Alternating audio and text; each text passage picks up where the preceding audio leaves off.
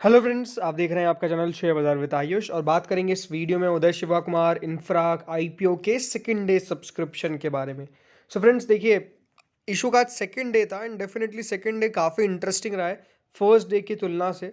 So video में बात करेंगे कितना सब्सक्रिप्शन निकल के आया है, क्या आईपीओ पूरा बिक पाया है या फिर नहीं, कितना सब्सक्रिप्शन है, ओवरऑल अप्लाई करना चाहिए, अवॉइड करना चाहिए, इंपॉर्टेंट बात जो भी है वो आपके साथ इस वीडियो के अंदर शेयर करेंगे। ग्रे मार्केट कितनी है। तो फ्रेंड्स, अगर अभी तक आपने चैनल को सब्सक्राइब नहीं किया है, चैनल को ज़रूर सब्सक्राइब कर लीजिएगा। चलिए बिना किसी देरी के वीडियो को आगे बढ़ाते हैं। सो फ्रेंड्स, सबसे पहले बात करें उदय शिवा कुमार इंफ्रा आईपीओ की डिटेल्स के बारे में। तो डिटेल्स कुछ इस प्रकार से है कि आज इशू का सेकंड डे कंप्लीट हो चुका है। ये बात ध्यान रखिएगा, अभी इसके 2 दिन और बाकी है। 2 days आर स्टिल लेफ्ट, ये बात आप ध्यान रखिएगा। 2 days अभी इसके बाकी है। कौन कौन से? 22 एंड 23। कल मार्केट की भी हॉलीडे नहीं है। हाँ, बैंक हॉलीडे काफ़ी लोगों को लग रहा है, बट ये बात ध्यान रखिएगा कि सेटलमेंट हॉलीडे है, लेकिन कोई भी हॉलीडे नहीं है मार्केट्स का। 10 रुपये की इसकी फेस वैल्यू है, 35 रुपीज़ का इसका प्राइस बैंड है। ये बात ध्यान रखिएगा। आपको एक लॉट के अंदर 428 शेयर्स मिलेंगे। कुल मिलाकर ये 66 करोड़ का इशू है और पूरा का पूरा फ्रेश इशू है। काफ़ी कम होता है आजकल कि कोई मेन लाइन के अंदर फुल फ्रेश इशू निकल के आए।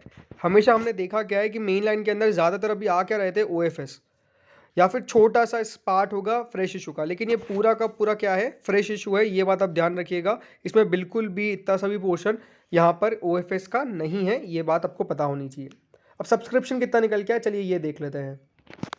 तो सबसे पहले तो देखिए, फर्स्ट डे की बात करें तो फर्स्ट डे कुल मिलाकर जो इशू था वो 6.62 टाइम्स यानी 62% के आसपास का सब्सक्रिप्शन लाया था, जिसमें क्यूआईबीज ने सबसे ज़्यादा कह सकते हैं परसेंटेज वाइज लगाया था पैसा। 1.03 टाइम दोस्तों क्यूआईबीज ने अपना पोर्शन भरा था। एचएनआईज की तरफ 0.78 टाइम्स और रिटेल कैटेगरी की तरफ 0.48 टाइम्स। कुल मिलाकर इस तरह का सब्सक्रिप्शन जो है वो निकल के आया था, जिसमें सबसे ज़्यादा क्यूआईबीज की तरफ पैसा जो है वो लगाया गया था। अब सेकेंड डे कैसा पैसा आया है, बिकॉज फर्स्ट डे तो कुल मिला के 62% ये इशू भरा था। आज सेकंड डे कितना सब्सक्रिप्शन निकल के आया, चलिए ये देख लेते हैं। सो फ्रेंड्स, क्यूआईबीज ने कल लगाया था 1.03, आज लगाया है 1.10, यानी कुल मिला के ज़्यादा पैसा नहीं आया, 0.07 टाइम्स ही आज जो है वो क्यूआईबीज की तरफ पैसा निकल के आया ऑन द सेकेंड डे। यानी आज हम कह सकते हैं कि क्यूआईबीज का ज़्यादा इंटरेस्ट आपको देखने को नहीं मिला। ओनली 1.10 टाइम्स तक ही ये जो इशू है वो भर पाया है by QIBs on the second day. HNIs की बात कर लेते हैं। एचएनआईज ने दोस्तों 3.68 टाइम्स, जी हाँ 3.68 टाइम्स एचएनआईज का जो पोर्शन है वो बेसिकली भरा है, और जिसमें जो बिग एचएनआईज है उनके द्वारा करीबन 3.06 टाइम्स इस इशू को भरा गया है।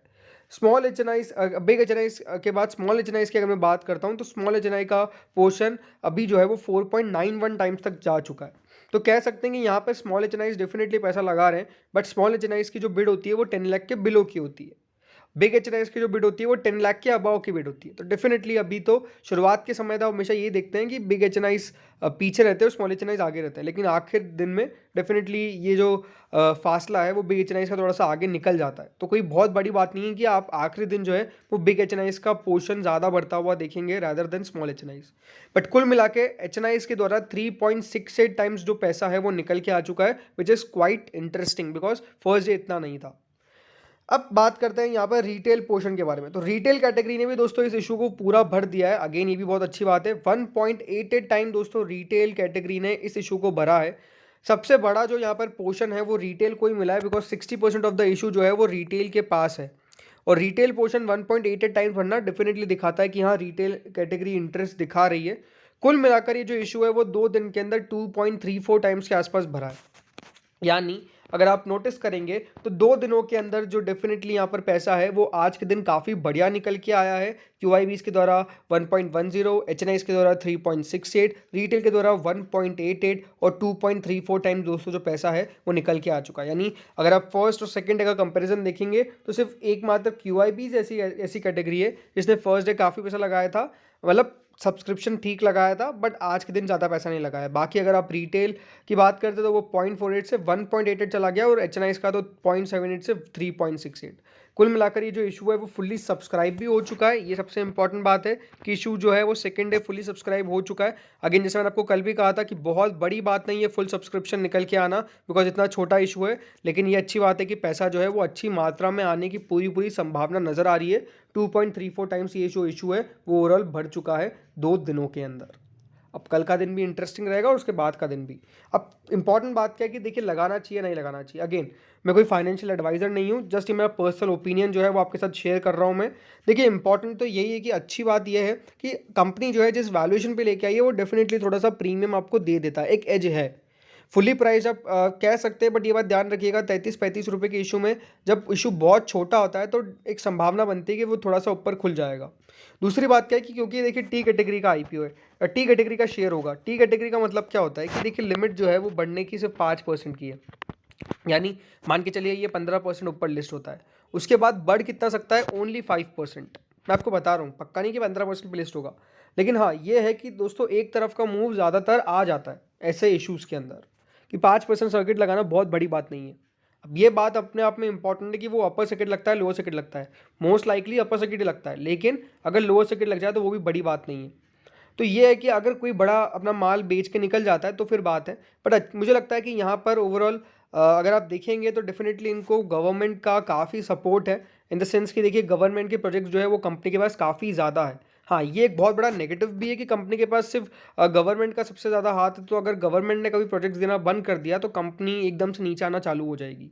बट अगेन अभी अगर मैं लिस्टिंग की बात करता हूँ तो ये एक बड़ा पॉजिटिव जो है वो मार्केट लेके चल रहा है, तो ये बात अपने आप में इंपॉर्टेंट है। तो चाहे तो आप सिर्फ शॉर्ट लिस्टिंग मतलब छोटे लिस्टिंग गेन के लिए आप चाहे तो इस आईपीओ के अंदर पैसा लगा दीजिए।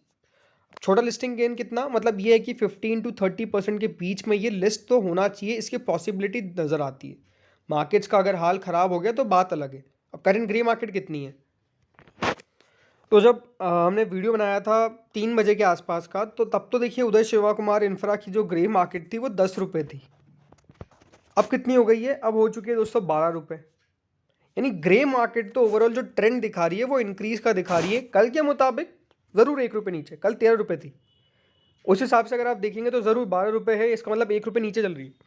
बट जैसा मैंने कहा कि आज सुबह गिरावट के बाद इंक्रीज होना तो ये अच्छा साइन है। 35% के आसपास का दिखा रहा है ये कि यहाँ पर मुनाफा हो सकता है। बट अगेन अगर आप मार्केट की सिचुएशन लेके चलेंगे, मार्केट एक दिन बढ़ रहा है 2-4 दिन गिर रहा है, तो उस हिसाब से चांसेस ये भी है कि थोड़ा सा अगर मार्केट नीचे आया तो थोड़ा बहुत यहाँ पे आपको लिस्टिंग की गेन में कमी देखने को मिल सकती है। बट ओवरऑल ठीक है, ग्रे मार्केट इतनी है 6000 की सब्जेक्ट टू रेट है, तो मुझे ये लगता नहीं कि कोई दिक्कत आने वाली है। तो आप चाहे तो अप्लाई करके चल सकते हैं, आपके पास 2 दिन बाकी है, अभी 2 days आर स्टिल लेफ्ट। अगर आप मुझसे पर्सनल पूछेंगे तो डेफिनेटली मैं भी अप्लाई करूँगा। अगेन मैंने जैसे आपको कहा कि मैं कोई फाइनेंशियल एडवाइज़र नहीं हूँ, तो आप आपके फाइनेंशियल एडवाइज़र से ज़रूर कंसल्ट करें before applying in this IPO. बाकी दिक्कत तो मुझे तो नज़र नहीं आती है, ये आपको मैंने अपना पर्सनल ओपिनियन शेयर कर दिया है। तो इस वीडियो में तो इतना ही था, होप सो वीडियो बढ़िया लगा होगा। अगर लगा तो लाइक कर देना, चैनल से पहली बार जुड़े सब्सक्राइब कर देना। Thank you friends for watching this.